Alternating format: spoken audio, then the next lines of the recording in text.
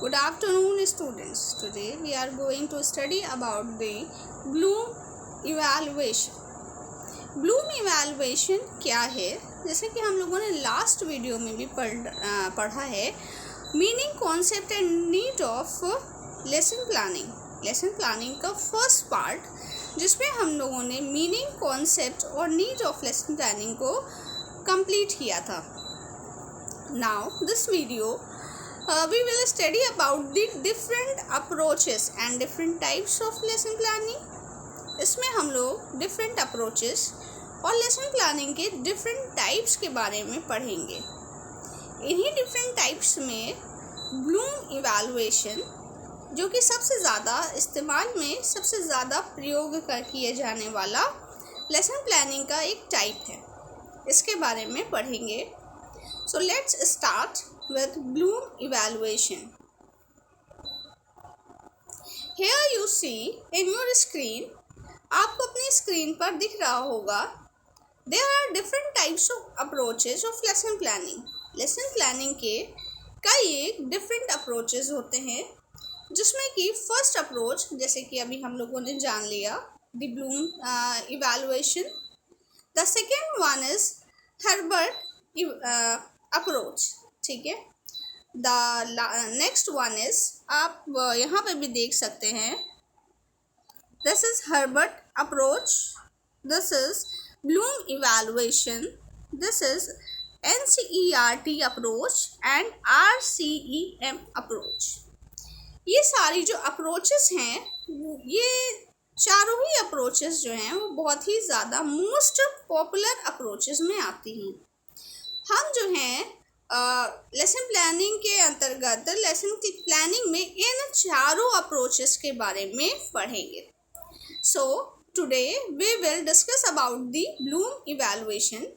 आज हम लोग ब्लूम इवैल्यूएशन के बारे में पढ़ेंगे। So let's start with Bloom evaluation. हम ब्लूम मूल्यांकन से शुरुआत करेंगे। सन 1956 में बेंजामिन एस ब्लूम और उनके जो साथी थे, उन्होंने क्या किया, जो हमारे एजुकेशनल ऑब्जेक्टिव्स होते हैं, शैक्षिक उद्देश्य, उनको क्या किया, डिवाइड किया, उनका क्लासिफिकेशन किया। ये जो था, इसका श्रेय जो जाता है, जैसे मैंने भी आपको बताया कि ब्लूम को जाता है और उनके सहयोगियों को जाता है। तो सहयोगियों में कौन कौन है? क्रैथवॉल है, मसियो है और सिम्पसन का नाम आता है। ब्लूम के अकॉर्डिंग क्या है, इससे पहले भी हम लोगों ने पढ़ा हुआ है, जो हमारे फर्स्ट वाला वीडियो था पार्ट 1 लेसन प्लान का, जो पार्ट 1 था, उसमें हमने मीनिंग कॉन्सेप्ट और नीड्स जो है उसके बारे में पढ़ा था।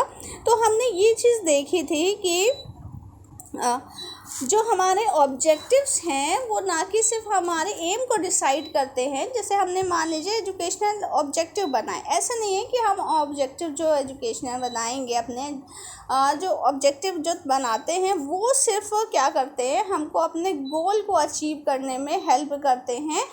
सिर्फ वहीं तक कि इनकी पहुंच नहीं है, बल्कि जो हर फेज़ है एजुकेशन के, जितने भी फेज़ हैं, फॉर एग्जांपल जैसे करिकुलम कंस्ट्रक्शन हो गया, रोल ऑफ द टीचर हो गया, रोल ऑफ स्टूडेंट हो गया, डिसिप्लिन हो गया, असेंबली हो गई। फॉर एग्जांपल हमारे इन टू आउट, ठीक है, इन मीन्स होता है, कहने का मतलब ये है कि स्कूल के आने से लेकर के स्कूल से जाने तक के जो हमारे एम्स हैं वो डिटरमाइन करते हैं कि हमारे स्कूल के जो कंस्ट्रक्शन है कंप्लीट वो कैसा होना चाहिए। यही चीज़ जो है, यही जो है वो ब्लूम के अकॉर्डिंग भी है। आप यहाँ पे इसको देख सकते हैं।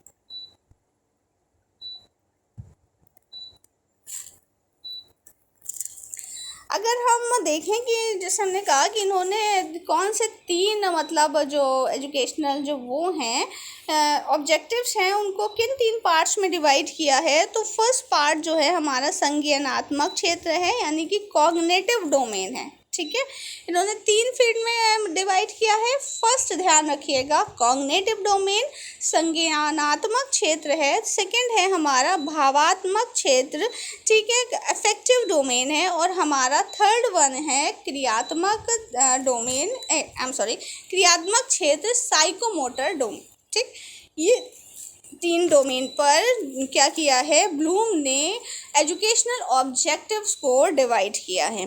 तो फर्स्ट ऑफ ऑल अब हम इन तीनों में से, ठीक है, जो आप ये 3 डिवीजन देख रहे हैं, अब हम इन तीनों में से फर्स्ट वाले को स्टार्ट करेंगे पढ़ना। अभी हम इन तीनों में से कॉग्निटिव डोमेन के बारे में, संज्ञानात्मक क्षेत्र के बारे में पढ़ने जा रहे हैं। सो लेट्स स्टार्ट विद संज्ञानात्मक क्षेत्र या कॉग्निटिव डोमेन। अब हम फर्स्ट वाला कॉग्निटिव डोमेन देखते हैं। संज्ञानात्मक क्षेत्र में जो है, कॉग्निटिव डोमेन में शिक्षण लक्ष्य आते हैं जो ज्ञान के पुनः स्मरण या पहचान और बौद्धिक योग्यताओं और कौशलों से संबंधित होते हैं, जो हमारी इंटेलेक्चुअल से संबंधित होते हैं, जो हमारी सोच से संबंधित होते हैं, हमारे सोचने समझने की बौद्धिक क्षमताओं से संबंधित होते हैं। ठीक है, तो जितनी भी हमारे ये सब जो है इंटेलेक्ट से रिलेटेड है, हमारी बौद्धिक योग्यताओं से रिलेटेड है, वो जो डोमेन आते हैं, वो जो क्या कहते हैं उद्देश्य आते हैं शिक्षा के, वो कॉग्निटिव डोमेन के अंतर्गत आते हैं। ब्लूम ने क्या किया था, 1956 में संज्ञानात्मक क्षेत्र के लक्ष्यों को जो था 6 भागों में डिवाइड किया। जैसे कि हमने बताया कि अभी पहले क्या डिवीज़न था, 3 तरीके से पहले डिवीज़न किया। 3 में से संज्ञानात्मक क्षेत्र, भावात्मक क्षेत्र और क्रियात्मक क्षेत्र आया। यानी कि पहला कॉग्निटिव डोमेन है, दूसरा अफेक्टिव है और तीसरा साइकोमोटर डोमेन है। अब हमने जब पहले वाले डोमेन को देखा, जो कि हमारा कॉग्निटिव डोमेन था, संज्ञानात्मक क्षेत्र था, उसमें भी इन्होंने 6 पार्ट्स में इसको क्या किया, डिवाइड किया। ठीक, cognitive domain is also divided into 6 parts. ठीक, आप यहाँ इसको देख पा रहे होंगे। तो 6 पार्ट्स में क्या है, फर्स्ट जो था, ठीक है, फर्स्ट है हमारा नॉलेज, ज्ञान। ठीक, सेकंड है हमारा बोध यानी कि कॉम्प्रिहेंशन, थर्ड है हमारा एप्लीकेशन, फोर्थ है एनालिसिस, फिर है synthesis and last one is evaluation. ठीक है, इन्होंने क्या किया, ये सारे स्तरों पर जो 6 स्तर हैं, इन 6 स्तरों पर कॉग्निटिव डोमेन को डिवीजन किया है। अच्छा, अब हम लोग नॉलेज की बात करते हैं। फर्स्ट ऑफ ऑल कि नॉलेज में इन्होंने कौन से ऐसे ऑब्जेक्टिव्स हैं जिनको रखा है। तो कॉग्निटिव डोमेन में हम लोग जब नॉलेज को देखते हैं तो ये क्षेत्र जो होता है बहुत ही सरल होता है। ठीक है, और इसमें जो ज़्यादातर होता है, हम लोग रिकॉल करते हैं, किसी चीज़ को रिकॉग्नाइज करते हैं।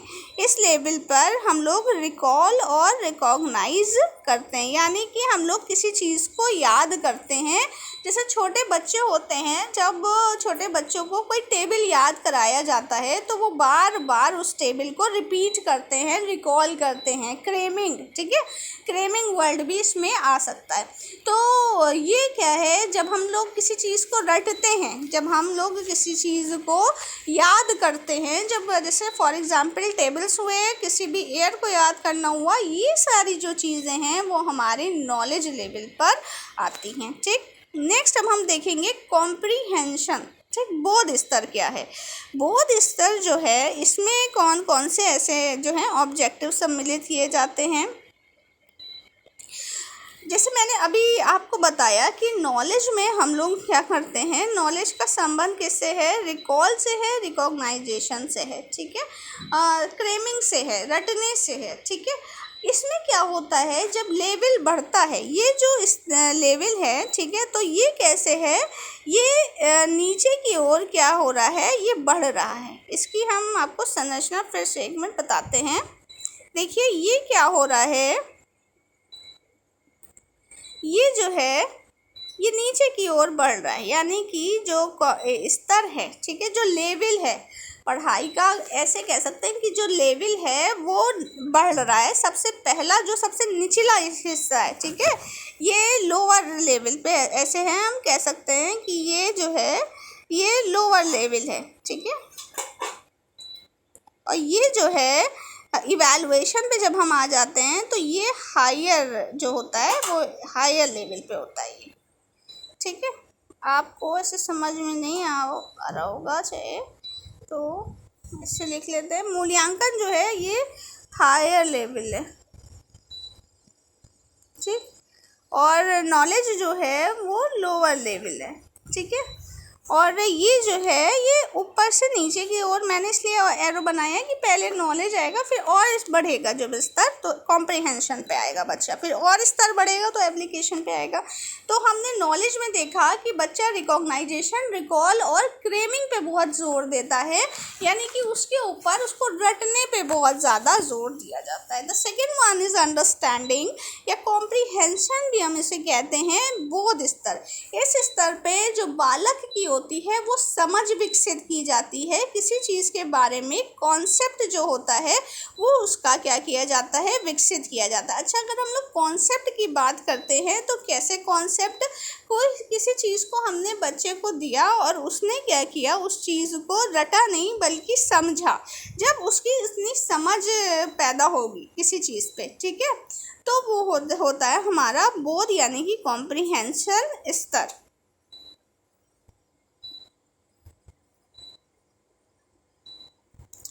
अब हम नेक्स्ट देखेंगे लेवल है हमारा एप्लीकेशन। अच्छा, अब हम बोध में जिसे हम देखें, हमने अभी अंडरस्टैंडिंग में आपको बताया है, तो सूचनाओं और सिद्धांतों का अनुवाद करना इसमें शामिल होता है, ठीक है। हमने कोई फैक्ट्स पढ़ा, हमने कोई थ्योरी पढ़ी, उसका क्या किया, उसको समझा, किसी चीज़ की व्याख्या की हमने उसको, ठीक है, और हमने क्या किया, उसका विस्तार किया, उसको इवैल्यूएट किया, ठीक। ये सारे जो ऑब्जेक्टिव्स हैं कि हमें बच्चों की व्याख्या करना उनको आना चाहिए, उनको क्या करना चाहिए, सेकंड पे जैसे उनको किसी चीज़ को इलैबोरेट करना आना चाहिए, उनको सूचनाओं को, फैक्ट्स को वो जान सकेंगे, ठीक, वो थ्योरीज को समझ सकेंगे। ये सारे जो ऑब्जेक्टिव्स हैं, अगर हम रखेंगे ऑब्जेक्टिव्स को, अपने एजुकेशन ऑब्जेक्टिव्स को, तो ये सारे ऑब्जेक्टिव्स किसमें आएंगे, हमारे सेकेंड वाले कॉम्प्रिहेंसिव लेवल पर आएंगे। अब हम देखते हैं अपना अनुप्रयोग स्तर यानी कि एप्लीकेशन लेवल। एप्लीकेशन लेवल क्या है, अभी फर्स्ट वाले में हम लोगों ने रिकॉल किया, क्रेमिंग की, रिकॉग्नाइजेशन किया। सेकेंड वाले पे हम लोगों ने सूचनाओं, सिद्धांतों, तथ्यों का अनुवाद किया, ठीक है, यानी कि फैक्ट्स को जाना और जो थ्योरीज हैं उनको समझा। एक्सप्लेनेशन किया, ठीक, एक्सप्लेन किया, सेकेंड लेवल पे व्याख्या की और उसको इलैबोरेट किया, ठीक, ये ऑब्जेक्टिव्स आ गए। एप्लीकेशन पे हम लोगों ने क्या किया कि जो भी, ठीक है, हमने समझा है, जो भी हमने देखा, अब क्या होगा, इसमें क्या होता है, इसके अंतर्गत जो नियम का अनुसरण किया जाता है कि किसी विधि, सिद्धांत, नियम, विचार का जो प्रयोग करने से पूर्व उसको समझना आवश्यक है, यानी कि उसकी जो एप्लीकेशन है, ठीक है। जैसे कि मान लीजिए अभी हमने आपसे कहा कि किसी की उसने क्या किया, व्याख्या की। अभी हम सेकेंड लेवल पे बात कर रहे हैं, कॉम्प्रिहेंसिव की, व्याख्या की।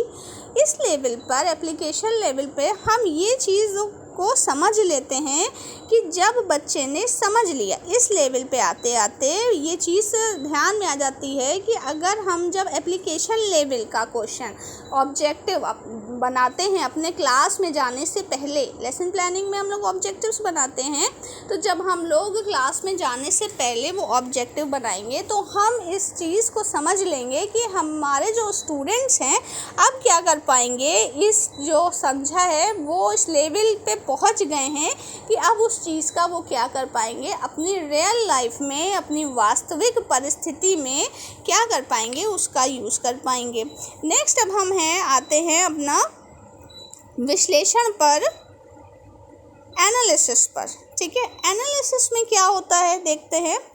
एनालिसिस में बेसिकली जो है हम किसी चीज़ को क्या करते हैं, अब आप यहाँ पे इस तरह से इसको देख सकते हैं। मान लीजिए कोई एक चीज़ है, मान लीजिए, ठीक है, कोई चीज़ है ये, कोई भी, हमें अब इसको देखना है। तो हमने क्या किया, इसको, इस एलिमेंट को, इसको क्या किया, ऐसे पार्ट्स में डिवाइड कर दिया। ठीक, मान लीजिए ये पार्ट्स में हमने डिवाइड कर दिया। अब ये जो पार्ट्स में इसका ये डिवीजन हम लोगों ने किया है, ये क्या है, इसका एनालिसिस करना। हमने क्या किया, इसके सारे पार्ट्स को क्या किया, समझा, एक एक तत्व को स्थूल से सूक्ष्म की ओर छोटी छोटी इकाइयों में विभक्त कर दिया। हर चीज़ को क्या किया, पूरे इसको क्या किया, हम लोगों ने छोटी छोटी इकाइयों में विभक्त कर दिया। इसी तरह से इस लेवल पे क्या हम बच्चों से उम्मीद करते हैं कि बच्चे क्या करते हैं, कर सकते हैं, कोई भी सूचनाओं को अलग अलग डिफ्रेंशिएट कर सकते हैं। वो क्या कर सकते हैं, चीज़ों को, अलग अलग तत्वों को, मतलब अलग अलग जो है उसको विभक्त कर सकते हैं। ठीक है, इस लेवल पे हम क्या करते हैं, बच्चों को ये समझा, एक एक चीज़ को, एक एक पॉइंट को समझाने की क्या करते हैं, कोशिश करते हैं। इस लेवल के लिए हमको ऊपर के जो तीनों लेवल थे हमारे, नॉलेज, कॉम्प्रिहेंशन और एप्लीकेशन, ये तीनों लेवल की समझ होना चाहिए। अब हम अपना नेक्स्ट देखेंगे सिंथेसिस। सिंथेसिस जब हम देखेंगे तो सिंथेसिस में क्या होता है, जैसे हमने अभी क्या किया था, अलग अलग पार्ट्स में क्या कर दिया था, किसी भी चीज़ को, किसी भी सूचना को कह सकते हैं, फैक्ट को, किसी भी कॉन्सेप्ट को अलग अलग डिवाइड करके एक एक चीज़ का सूक्ष्म निरीक्षण किया। ठीक है, अब इसमें सिंथेसिस में हम क्या करते हैं, जैसे कि हमने ऊपर जो पढ़ा था, अलग अलग एलिमेंट्स में बांटा था, इसमें क्या करते हैं संश्लेषण में कि हम लोग कोई भी, ठीक है, अलग अलग जो चीज़ें होती हैं, जो सूचनाएं होती हैं, जो ये तत्व होते हैं, उन सबको मिला करके एक जो होता है, एक तत्व का निर्माण करते हैं। अलग अलग चीज़ों को मिला करके हम इस लेवल पे पहुंच जाते हैं। हमारा स्टूडेंट जो है, हमारा चाइल्ड जो है, हम ऐसे ऑब्जेक्टिव्स बनाते हैं जिसमें वो अलग अलग इतना एबल हो जाए कि वो अलग अलग, ठीक है, सारी सूचनाओं को एकत्रित करके उन्हें समझ सके और क्या कर सके, उनको पूर्णता की ओर ले जा सके। इसमें क्या होता है, अंश से पूर्ण की ओर। ठीक है, यानी कि हम लोगों ने क्या किया, अंशों को मिला करके क्या किया, एक पूरी चीज़ बना ली। ठीक, ऐसे इसका सूत्र इसमें अपनाया जाता है। ठीक है, अगर हम संक्षेप में कहें तो आप यहाँ पे देख सकते होंगे, यहाँ पे लिखा भी है कि इसके अंतर्गत विभिन्न तत्वों, दृष्टिकोणों, बातों, विचारों, पहलुओं को और कितने भी कॉन्सेप्ट हैं उन सब को क्या किया जाता है, मिक्स्ड अप कर दिया जाता है। ठीक है, और एक संगठित क्या किया जाता है, इकाई के तौर पर मिला करके पढ़ाया जाता है। नेक्स्ट है इवैल्यूएशन। जैसे कि आप जानते ही हैं, ये सबसे ज़्यादा इम्पॉर्टेंट है। ठीक है, ये हाई लेवल पे होता है कि हम क्या करते हैं, जो भी हमने सीखा है, जो भी हमने देखा है, ये क्या है, उसमें क्या है, उच्चतम ये लक्ष्य माना जाता है। मूल्यांकन से क्या होता है कि इसमें जो छात्र होते हैं इस लेवल पर, वो क्या कर पाते हैं, अपनी जो भी हमने अभी सीखा है उसको इवैल्यूएट कर पाते हैं। ठीक है, आई होप आपको समझ में आ गया होगा ये 6 लेवल। ठीक है, अगर आपको इसमें कोई दिक्कत है तो प्लीज़ कॉल मी। और इसके बाद जब हम नेक्स्ट वीडियो पढ़ेंगे तो उसमें अफेक्टिव डोमेन, ठीक है, इसके बाद जो है हम लोग अफेक्टिव डोमेन और साइकोमोटर डोमेन, ठीक है, 2 डोमेन और अभी इसके बचे हैं। एक है अफेक्टिव,